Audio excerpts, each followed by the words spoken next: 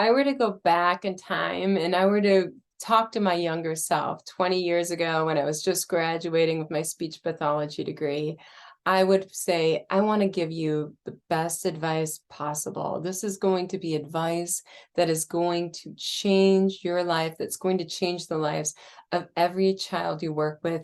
You need to adhere to this for the next 20 years, and you need to follow this advice because it is going to make you an agent of change.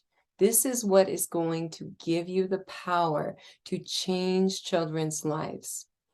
That advice would easily be research your practice.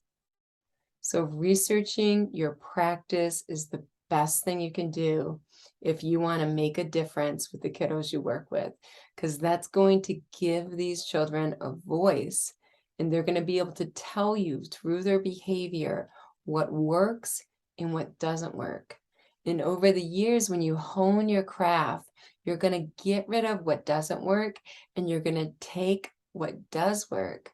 And you're going to, from a cumulative effect, you're going to have more and more and more of what works. And your intervention is going to become more and more powerful.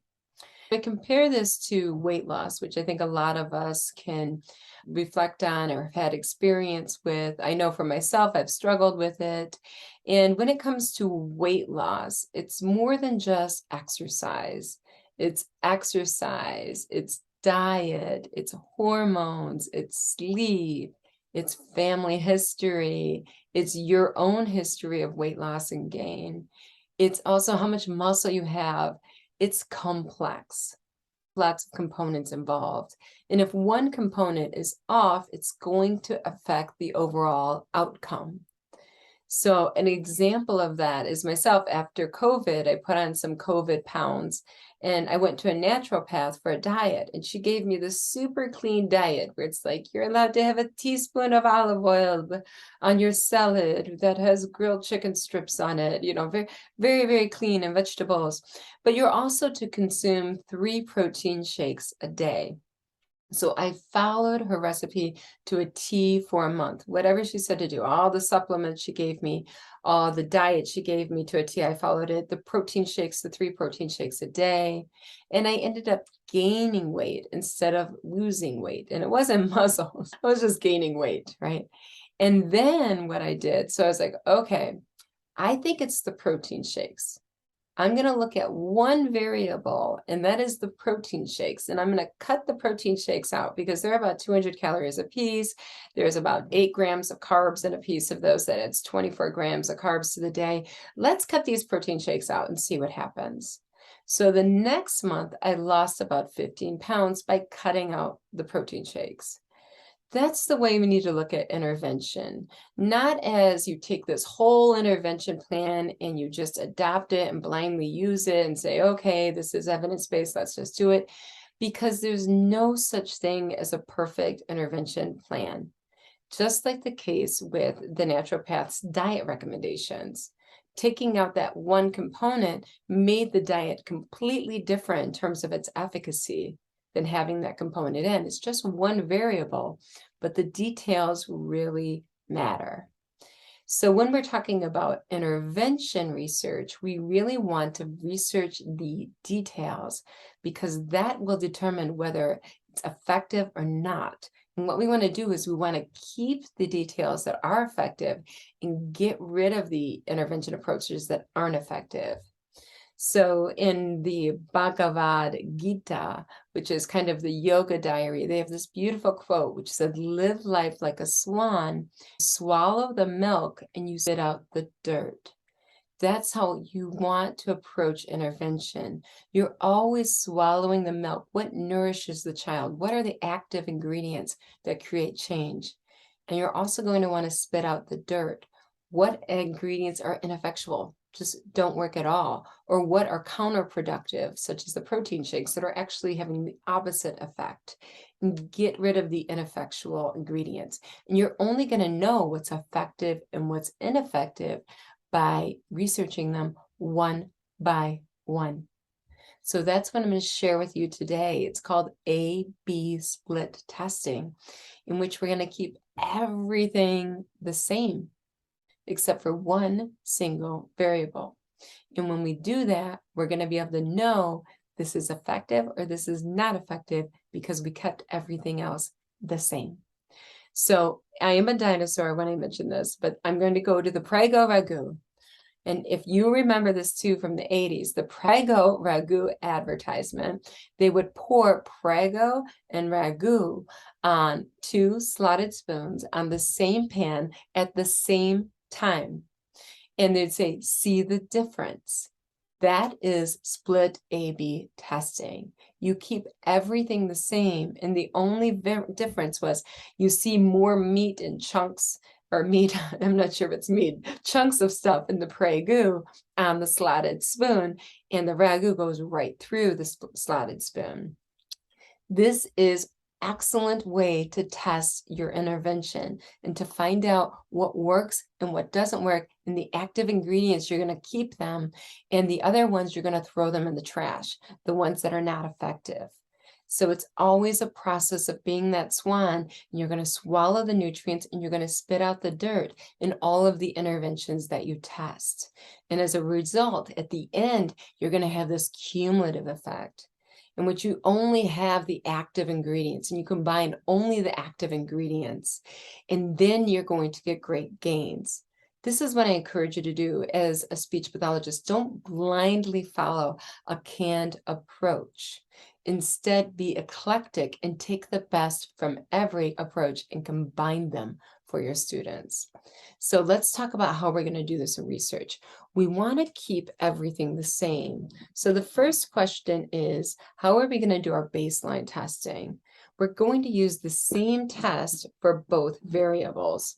So the test we had in the ragu and Prego was the slotted spoon. What's going to be our slotted spoon?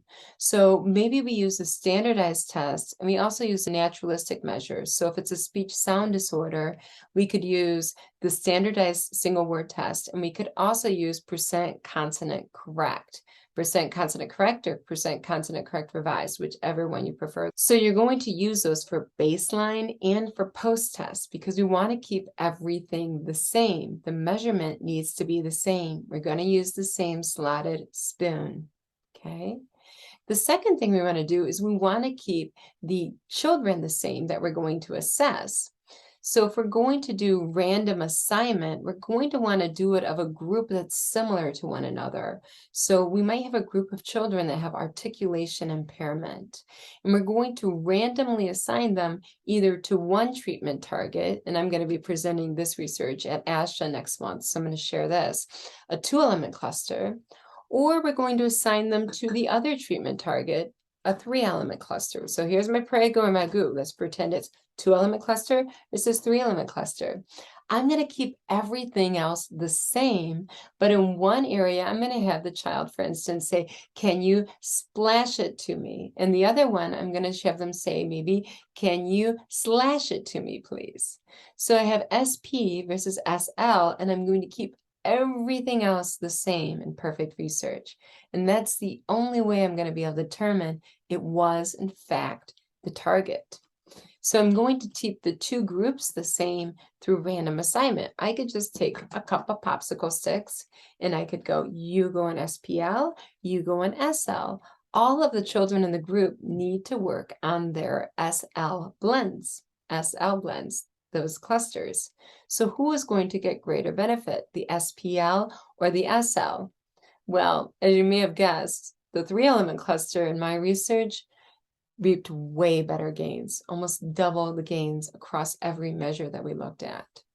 So that was one study I did, and I kept everything the same. So next we can look at how else can we keep things the same. This is known as an N of 1 study, in which you use the same child and you put different conditions on the same child. So the same child is going to have ragu, and the same child is going to have Prego. They're going to have different variables on the same child.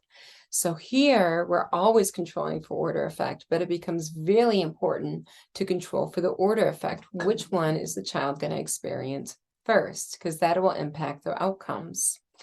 So in this test, and I'm also going to be presenting this at ASHA, if you see me at ASHA, I gave the child 3 different expressive language tests. They all measure something slightly different.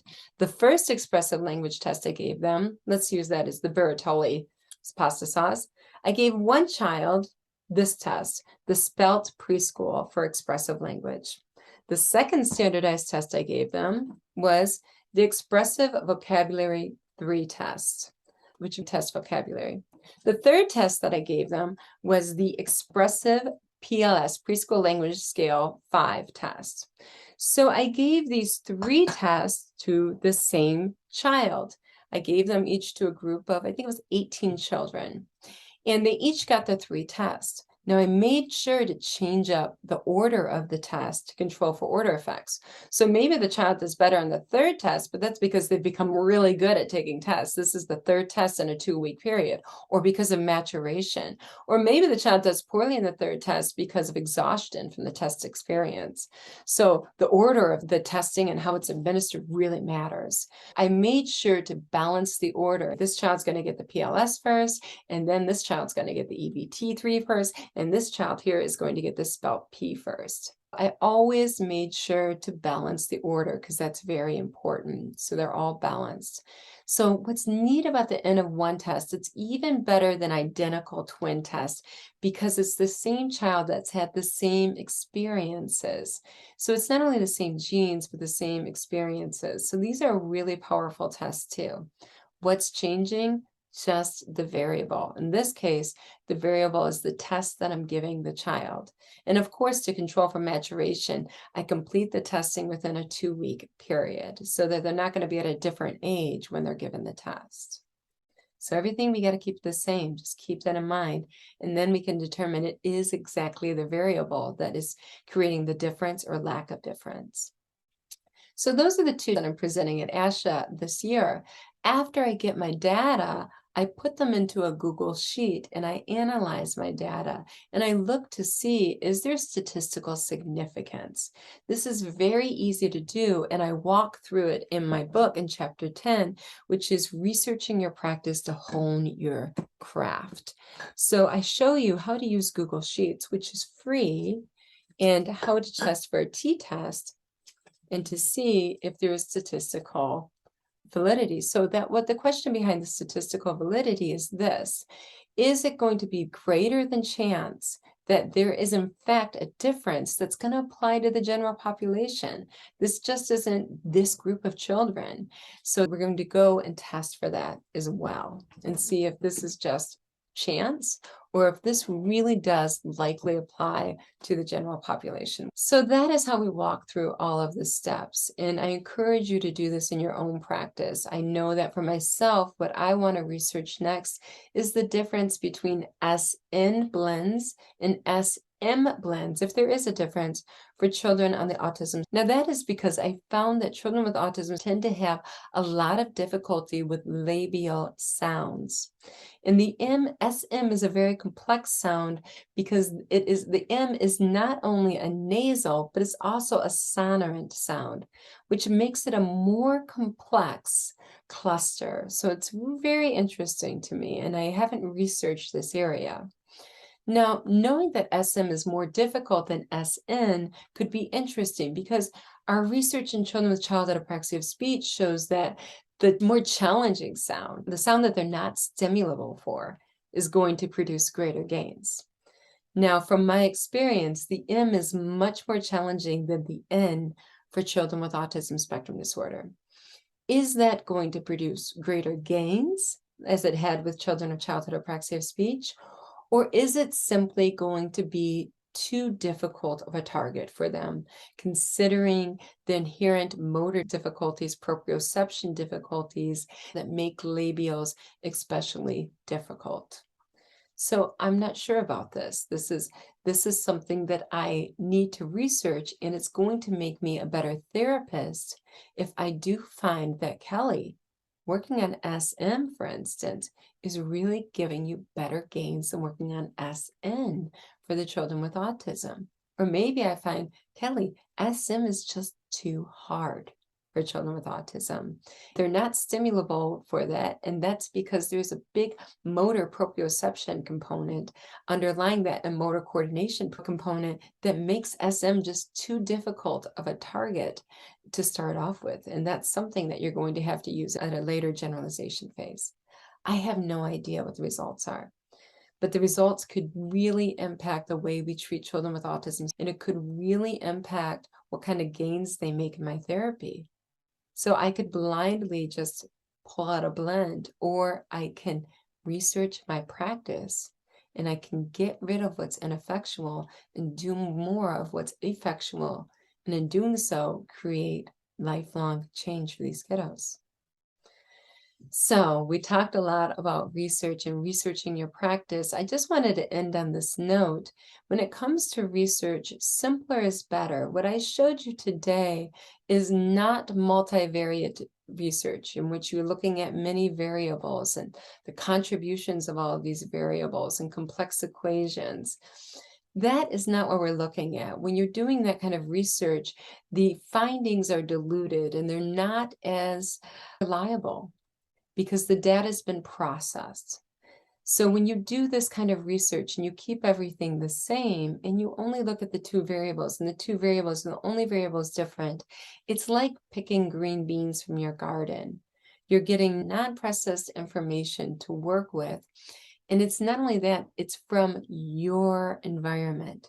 These children are the children that you service, that live this lifestyle, that have this experience that is unique to you being the therapist and your environment.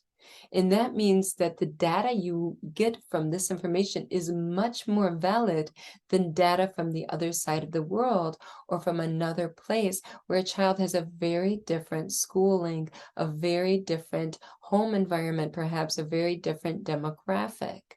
So when you research your own practice, you are getting the closest thing to truth and what's going to apply to your caseload, to the kiddos you. So this is the organic information that is going to be the most nutritious for you to ingest when it comes to making decisions about what you should do in your practice. This is like getting the vegetables from your garden instead of getting the vegetables from a can, or instead of getting the vegetables from a truck from another area of the country. So this is really good stuff. I want you to take all of this information, roll up your sleeves, and make the world a better place. You're first.